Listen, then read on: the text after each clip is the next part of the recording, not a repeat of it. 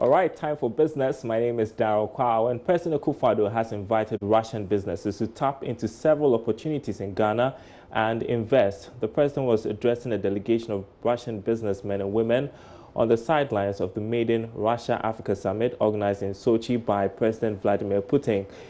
President Akufo-Addo said the economy is now positioned in such a way that it is attractive for foreign direct investments. Poor balance of payments, a whole lot. I mean, an economy in trouble, even though it was under an IMF program. We've worked these last 2 years to restore discipline in the management of our public finances. We brought the deficit down to under 5%, 4.4%, 4.5%. That's projected forward. Balance of payments is in a much better position than it was before. We've been talking consistently since we came of 7% plus rates of growth. And generally, the repositioning of the Ghanaian economy is taking place at a very rapid rate. And therefore, the opportunity for investing in the economy of Ghana is growing stronger and stronger. We're 30 million people.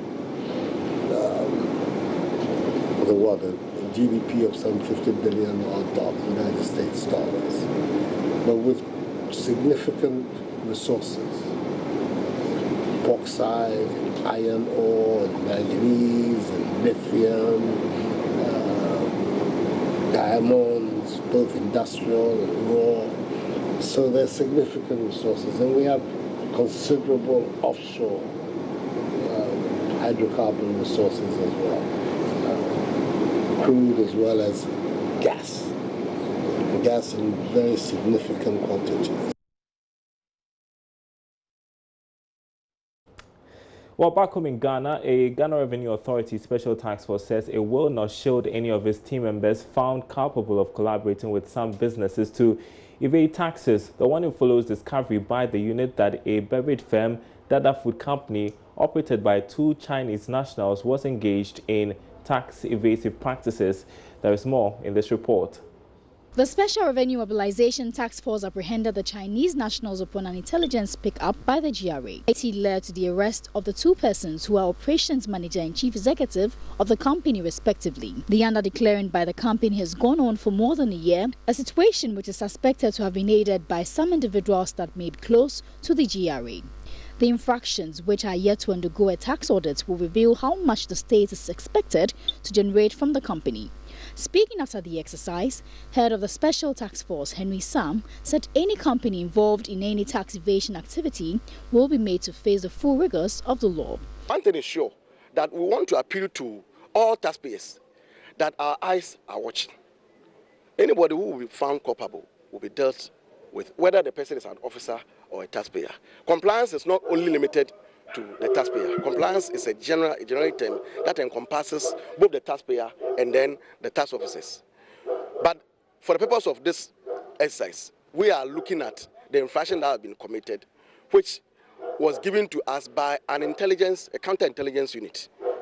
You see, so if it had not been them, and look at the time that they were able to arrest the culprits, 2 a.m. You and I were sleeping. He has been explaining the particular offense by Dada Food Company and the sanctions involved. Gathered intelligence that Dada Foods Company Limited was not doing the right thing, was suppressing sales.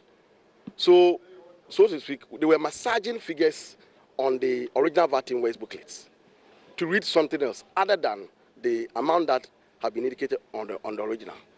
So on Saturday, we chanced on those transactions which were being carried to Central Region, I think Mankasim also, where you have 2 vans loaded with their products. But the values on the original VAT invoice booklets differ from the duplicate copies. What it means is that at the end of the day, when they are accounting for the tax, they will dwell on only the duplicate copies which have lower values. The team confiscated 2 trucks of products bound for the Central Region for onward distribution. And that's it for business.